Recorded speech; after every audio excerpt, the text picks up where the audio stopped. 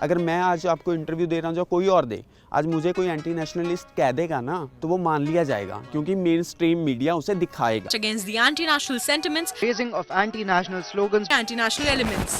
क्या सच में किसी को एंटी नेशनल कहना इतना आसान हो गया है? शायद, लेकिन ऐसा क्यों?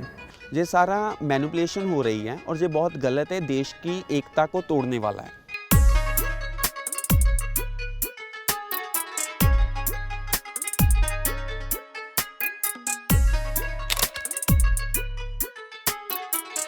क्यों अपने ही देश में किसी को देशद्रोही कहा जाता है?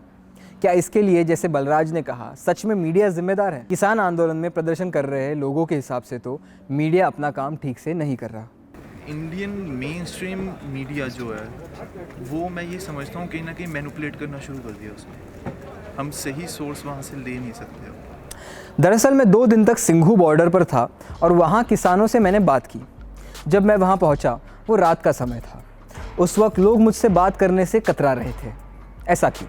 मीडिया से सारे के सारे किसान बहुत ज़्यादा निराश हैं, बिकॉज वो किसान यहाँ खालिस्तानी बता रहे हैं। वो किसान मतलब पता क्या है, हरियाणा के कृषि मंत्री कह रहे हैं तो पाकिस्तान और खालिस्तान फंडिंग कर रहे हैं इनको। आपको लगता है कोई पाकिस्तान या खालिस्तान से आया होगा यहाँ पे? मीडिया पे ये असर मैंने देखा है कि जब भी कोई प्रोटेस्ट इंडिया में होता है ना, उसे किसी ना किसी एजेंसी का रूप देने की कोशिश की जाती है। बहुत सारे ऐसे प्रोटेस्ट हुए हैं, जैसे जामिया में हुए हैं, जहाँ किसी जेएनयू में हुए, तो उनको पाकिस्तानी कहा गया। इनकी बात में भी दम है। मैंने भी एक टीवी रिपोर्ट देखी जिसमें किसानों का डीएनए चेक हो रहा था और कहा जा रहा था कि किसानों को बहकाया जा रहा है। तो यही सवाल लेके मैं पहुंचा जोगिंदर जी के पास, जो किसान के बेटे होने के साथ साथ एक लॉयर भी है। उन्होंने कुछ यूँ जवाब दिया। मैंने वो कानून सारे बारीकी से पढ़े हैं, टोटल एक कानून। उसके 5 मैंने डिक्शनरी रखी, उनके अर्थ कि मैं कहीं अर्थों में टपला ना खा जाऊं। कॉन्स्टिट्यूशन रखा हिंदुस्तान का। उसके बाद मुझे मालूम हुआ कि ये कानून सिर्फ काले नहीं हैं, ये अनमनुखी हैं, अमानवीय हैं। एक दिन तो मैंने बहुत शर्मनाक स्टेटमेंट सुनी एक चैनल से कि आप तो इंग्लिश बोल रहे हैं, आप एक किसान हो ही नहीं सकते। What do you mean by that? अगर आप कपड़ों से जज करोगे कि किसने अच्छे कपड़े डाले हैं या किसने नहीं, तो आप ये तो कभी आपके मतलब सोच भी आपकी वही है कि किसान का बच्चा अच्छे कपड़े डाल नहीं सकता। अरे हाँ, किसी को भी रोक नहीं है अच्छे कपड़े पहनने से, लेकिन ये भी जानना ज़रूरी था कि आखिर इनके हिसाब से मीडिया ऐसा क्यों करता है।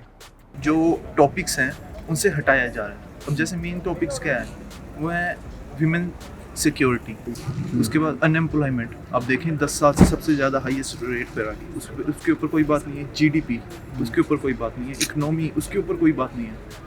मुझे प्रॉफिट होना है, मैं कह रहा हूँ कि मैं बिल नहीं लूँगा, वो मुझे कह रहा है नहीं तेरा प्रॉफिट है तो बिल ले। ये बात मीडिया कवर नहीं कर रहा है।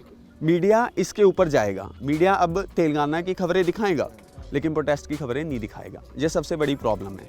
उसके बाद मेरी नज़र पड़ी गुरप्रीत सिंह पर, जो लोगों को पानी, साबुन, दवाइयाँ बांटने का काम कर रहे थे।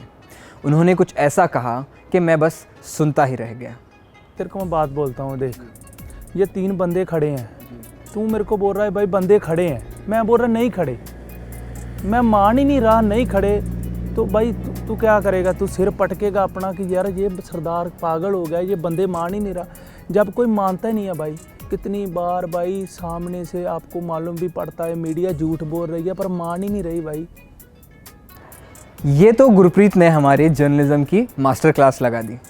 लेकिन खैर, यही बात मुझे देखने मिली कि किसान मीडिया कवरेज से बिल्कुल खुश नहीं हैं। तो आप भी सतर्क रहे। यहाँ आपको इंसानों से नहीं, टीवी और यूट्यूब से सतर्कता रखनी है। नमस्कार। और जाते जाते गुरप्रीत ने हमारे लिए एक स्पेशल मैसेज दिया, वो भी देख लीजिए। अभी विरोध हो रहा है, आपका किसी ने विरोध किया? आपके मीडिया का? क्योंकि सच का कभी झूठ का पर्दाफाश होता ही होता है। अभी हो जाए कभी हो जाए, जो झूठ होगा तो पर्दाफाश होगा।